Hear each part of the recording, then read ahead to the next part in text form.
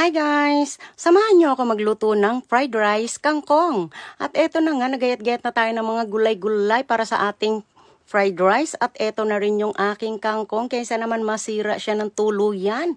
Kaya eto, gagayat-gayatin ko to ng maliliit at ihahalo ko sa aking fried rice. Ngayon pa lang ako makakita ng fried rice na may kangkong. O diba? Wala pa yata nakakagawa niyan. Ako pa lang yata, charot. Ayun, kahit anong gulay yan, pwedeng ihalo. At eto na nga, nagprito na tayo ng itlog. O, diba? Para mas lalong maganda tingnan ng ating pagkain.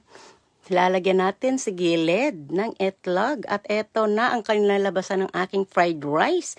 At meron akong leftover na adobo. At yung aking itlog kanina na nilagyan ko lamang ng black pepper sa ibabaw. At yung aking fried rice naman ay nilagyan ko lang ng green onion. O eto. At kakain na tayo dahil ako'y pagod galing sa trabaho. So, kakain tayo ng marami. Charot. Kung ano lang yung nasa harapan niya lang ang aking kakainin. Sana nakakain na po ang lahat bago kayo mag-engage. Kailangan busog po kayo. Parang ako, mamaya mag-engage na tayo. Thanks for watching. Follow for more.